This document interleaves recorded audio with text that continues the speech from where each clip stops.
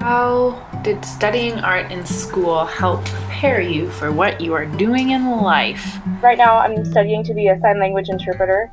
I am currently a senior biochemistry molecular biology double major with a minor in mathematics. I work in construction. Education having to do with art has allowed for me to be a really good problem solver. Studying art in school taught me two things that are really important in my life now. The first is confidence, having to make something and put it on display for other people to see. The second thing is it gave me a love for creating, and that's something that is undeniably one of the most important things for me as an artisan craft person now. I'm currently studying anthropology and film.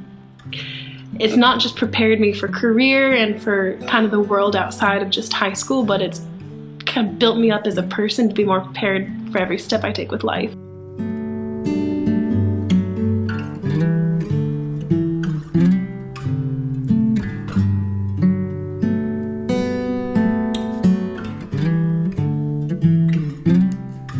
I think a really important question to ask is, what do we want students to be like? I mean, what do we want our children to be when they go out into the world as, adults and as contributing citizens to society? Students who have, as I say, sustained arts engagement are going to be much more involved in their communities, more likely to be civically engaged, more likely to vote, more likely to set and achieve really ambitious goals, more likely to go to and finish college. Yellow, is it going to be a value 10 yellow? Is it ever going to be as dark as a value 10? When a student comes into the classroom as a sophomore, they may have had a wide range of experiences in terms of their art, and whether or not they're doing it on their own or whether they've had formal classes. So I get this broad spectrum of student. And what I try to do is look at what the student brings to the table and then where we can take them. And so we do that in a very transparent manner. We talk to one another, we look at work in stages along the way, and so students don't really see it as a critical situation, they see it more as an empowering situation.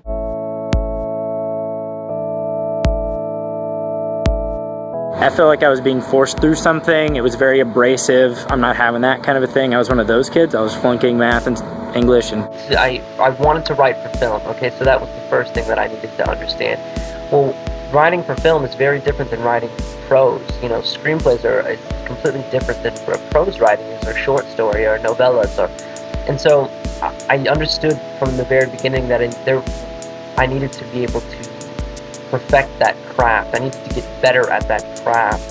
And it seemed to me like it was more about cultivating what was already in me and figuring out what my passions were and what my natural curiosities and gifts were, and teaching myself how to cultivate those and then giving me tools to go take those out into the world. And I felt like that was really what it was about, and that's still what it's about. I think the most important thing is very similar to what I learned in art school, that you have to make a list of assumptions of what everyone else has found out before you, and then find out where those assumptions are holding you back, and take those and break them and see where that leads you.